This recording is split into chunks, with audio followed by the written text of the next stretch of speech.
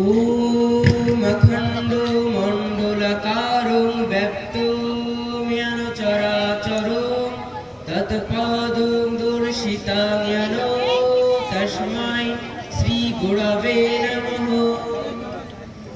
অর্থাৎ যিনি এই খণ্ডহীন ও গোলাকার বিশ্বে ব্যক্ত হয়ে আছেন, যার পথ বা স্বরূপ যিনি দেখিয়েছেন, সেই শ্রী গুরুকে নমস্কার।